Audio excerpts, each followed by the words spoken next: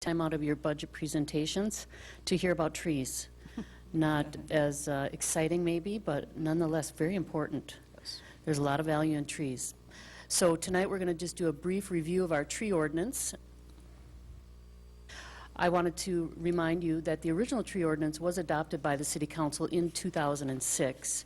And then in 2013, the City Council did adopt the Living Streets policy, and that policy is set in place to not only look at our streets as transportation thoroughfares, but also to look at allowing for more pedestrian and biking, and also to look at all of the urban forestry within that right-of-way. So with that policy, there were implementation strategies outlined, and one of those was taking a look at our existing tree ordinance and policies and making some improvements upon that to meet the Living Streets policy. So our Environmental and Natural Resources Commission did tackle that task through 2013 and 14, and finally came up with a recommended ordinance for you, and that was November 17th of 2014. So we're getting to that now for your final review. And I'm just going to touch on these main changes that were undertaken by the Environmental and Natural Resources Commission. Findings and purpose, definitions, tree standards, tree replacement calculation, diseased and hazardous trees, licensing, and environmental chapter reconfiguration. So I'll touch on each of these briefly. The findings and purpose, this was something that our Environmental Commission spent a considerable amount of time because they really wanted to capture the fact that the City of Maplewood values its trees, particularly its healthy, mature trees, and we call these in the ordinance specimen trees. These are trees that are 28 inches in diameter or greater and that are healthy and can have a livability of expanding on to 10 years. So we put some additional language in the ordinance to show that we really value these trees. Definitions, you know, whenever you're changing ordinances, you always want to look at your definitions and make sure they're clear. So we did add a few definitions and clarity to some of the other ones. You know, Ms. Finwell, I don't know if you're okay doing this, but if you could refer back to where what page they're on, the changes. Are you prepared to do that? So we changed the definitions and they're on page 2, or yes. Could you point those out as you go along? I don't have, let me pull up the ordinance and I can do okay, that we've got a hard, see, we don't have the PowerPoint, but we have a hard copy of the ordinance. So it's hard for us to tell.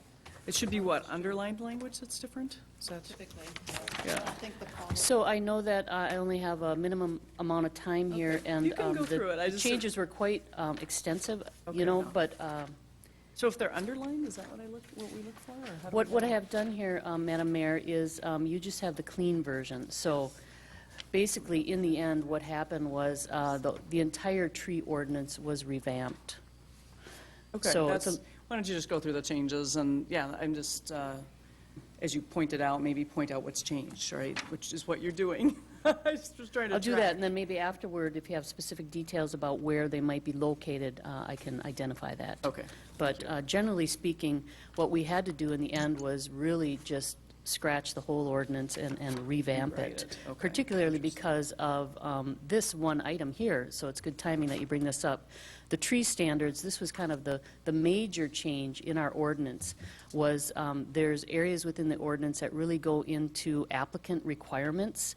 So we thought this is something that we need to really change depending on the new technologies that are out there, the new standards. So it's something we want to pull out and make a standards document. Now you are familiar with our solid waste management standards as well as our stormwater standards. It's a separate document. So this ordinance allows us to create these standards, and then the standards don't technically always have to come back to the council for full review if there's minor amendments to it. Okay. So it's easier to manage that way when we're dealing with these applicant requirements. I see. So it's a separate document, and because of that, we really had to kind of redo the whole ordinance. I see. No, it's good that you point that out so I can understand that better. So. Another big change that our Environmental Commission took a considerable amount of time on was how we do our tree replacement calculation.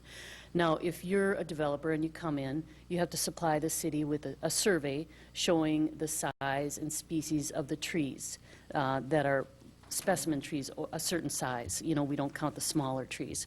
So based on that, we take into account the overall size of trees versus the amount of